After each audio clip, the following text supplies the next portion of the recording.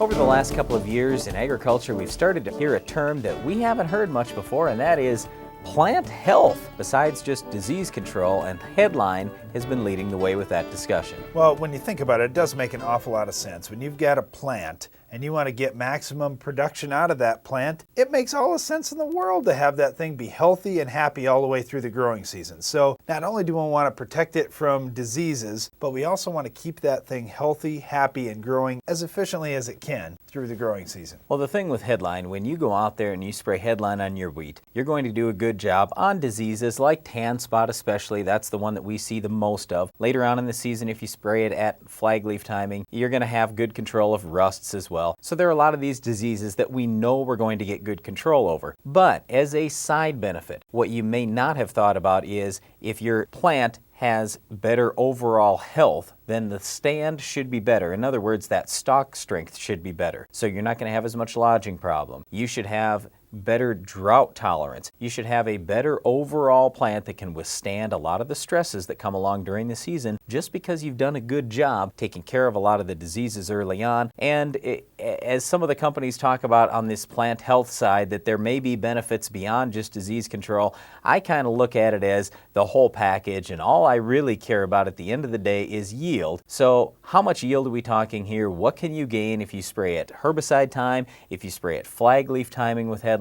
What kind of yield benefit are you going to gain? When we're spraying early in the season at herbicide timing, we're normally gaining in the 4 to 6 bushel range at a bare minimum 3. It's almost always a gain in our part of the country to put on some fungicide early in the season and protect those early season diseases. But at flag leaf timing, it seems to be even a bigger deal. In many cases, we're seeing 8 to 12 bushels on average over thousands of trials. So there's some big gains out there. And depending on where you're at in the country and what's going on out there and what kind of stresses the plants are going under, you may see a little bit more or less on your farm. But on average, it's been a 4 to 6 bushel gain early, and it's been an 8 to 12 bushel gain at flag leaf. The whole problem is when you're out there trying to control diseases, it's not really something you can go scout for. You know, if you've got weeds, you can go out and see, oh, there are a few weeds out there, I need to go control them. If you have bugs, you can go out and say, oh, I got a bunch of these bugs, I want to get a good insecticide and I can take care of that problem. With disease, you just can't do that because if you let the disease get going in your plant, you've already lost significant amounts of yield. And the other thing is when you end up spraying that fungicide, yes, you may be able to stop the disease from getting any worse, but a lot of the damage has already been done. In other words, if you wait to see disease, you're already giving up a lot of the potential benefit that the fungicide can give you. If you don't believe what we're telling you, just do some trials on your farm. That's how we get started with a lot of things in our own operation. We do some strip trials, things like that, do it over a period of years, and we see that fungicide is paying, so that's where we're at in our operation. So for us on our farm, we're actually spraying at both herbicide timing and flag leaf timing, plus we're coming back with something different for head scab late when that wheat is heading. And depending on where you're at on your farm, you may see an average type of gain or you may see a huge gain. In many of the trials, like last year at South Dakota State University,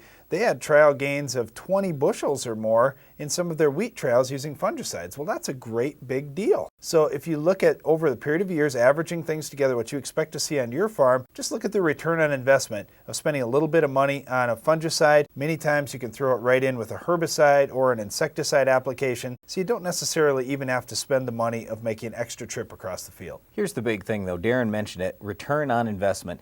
Don't be thinking you're going to gain 20 bushels or for that matter even 8 bushels or 5. You only need to gain 2 or 3 bushels on a fungicide treatment and it will probably pay for you on your farm. Just run the numbers yourself and see what you need to get. But all I can tell you is there aren't a lot of things in agriculture anymore we can do that give us these great big 20 bushel gains in wheat or 50 bushel gains in corn. It's just a lot of little things, a lot of attention to detail, and heck, if I can double my money with something that I can do out there and I only have my money invested for 3 months, that's a pretty good deal. So you got to take a look at that real hard. Well, we think using fungicides is a great idea in wheat for plant health benefits and for disease control, but controlling weeds is going to be very important too. Weeds like our Weed of the Week.